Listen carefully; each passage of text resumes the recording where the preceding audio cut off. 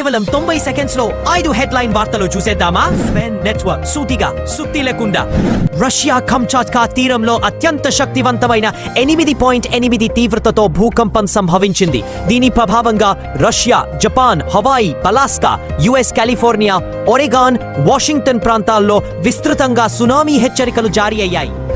దేశవ్యాప్తంగా 900కు పైగా సైబర్ మోసం కేసుల్లో నిందితులైన బీహార్లోని దర్భంగాకు చెందిన దంపతులను పశ్చిమ బెంగాల్ పోలీసులు అరెస్టు చేశారు. నిందితులను శుభజిత్ బల్లవ్, రియా హల్దార్ బల్లవ్ గా గుర్తించారు. ఆపరేషన్ సింధూర్ పై పార్లమెంట్ లో జరుగుతున్న చర్చలో రాష్ట్రీయ లోక్ తాంత్రిక్ పార్టీ వ్యవస్థాపకులు ఎంపీ హనుమాన్ బెనివాల్ నవ్వులు పూయించారు. ఆపరేషన్ సింధూర్ పేరుతో పాక్ పై దాడి చేసి పాక్ నుడిటిపై భారత్ సింధూర్ పెట్టింది. హిందూ ధర్మం ప్రకారం పాక్ భారత్ సతీమణి అని, ఇక ఇంటికి తీసుకురావడం మాత్రమే మిగిలి ఉంది అని ఆయన చమత్కరించారు.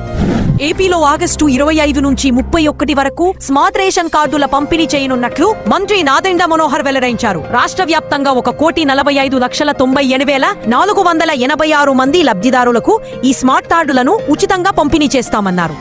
డబ్బు కోసం గర్ల్ ఫ్రెండే తన బాయ్ ఫ్రెండ్ ను కిడ్నాప్ చేయించింది. దుబాయ్ లో ఉండే లారెన్స్ మెల్విన్ తన స్వస్థలమైన బెంగళూరుకు వచ్చారు. ఈ నెల 16 నుంచి కనిపించకుండా పోవడంతో అతడి తల్లి పోలీసులకు ఫిర్యాదు చేయడంతో గర్ల్ ఫ్రెండే ఈ ఘటనకు పాల్పడినట్లు తెలిసింది.